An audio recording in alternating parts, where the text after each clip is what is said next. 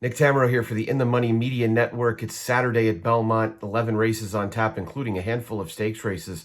There's a pick six carryover of a little over $41,000, and that's going to be my focus as part of the play of the day today. Things get started in the sixth race with the Bogey going a mile and a 16th for older females. I think number one, Harvey's Little Goyle, is clearly the horse to beat, coming back off a layoff. But the way she ended 2020 hinted at her being one of the major players in this division. And whether this is a prep race for Belmont Days, just a game, or the Belmont Eve New York handicap, I think she's going to be a fit in either one and looks to be in a very good spot here, given that she has some early speed and can get involved, probably be just behind Platinum Painter in the opening stages. I think the other horse that you probably want to use in the first leg is number two, La Mista, for Chad Brown, shipping in, owned by Peter Brandt. This one has performed well overseas. Of course, the big question is, how are these European shippers going to do without Lasix?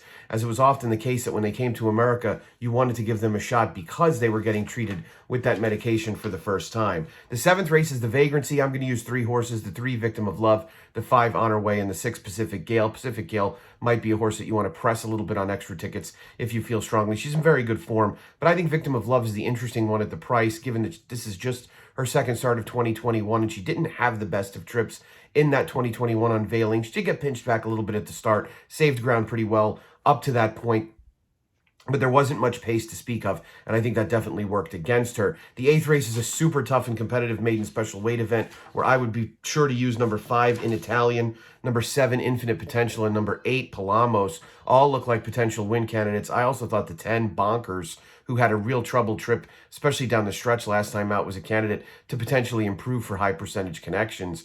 Moving on to the ninth, the Peter Pan. Of course, the six, Risk Taking, is coming out of this race, and I think it's a great spot to take a stand with number four, Wolfie's Dynaghost, who looks as if he'll be the main speed on paper. This is a pretty big ask of just a second-time starter who debuted back in November, but trainer Tom Albertrani clearly lost some time with him over the winter, is now looking to make up for it in a spot where he can certainly put his name among the better three-year-olds of his generation. The pace advantage that he has on paper is one to me that you just absolutely have to take advantage of, and that makes him very interesting. Speaking of pace advantages, the 10th is the Man of War, where it looks as if number seven, Field Pass, could be about as far in front of this field as Luis Saez would like to be, and we've seen Luis Saez time and again do extremely well riding the front end, especially on the grass. I'm just going to use Field Pass and Sovereign in there and make Gufo beat me coming back off the layoff. I think 11 furlongs, even for a red-hot barn like Christophe Clement, is a lot to ask a horse off a layoff. That takes you to the nightcap, where it should be just a two-deep number. Number two, Rastafara, and number nine, Third Draft.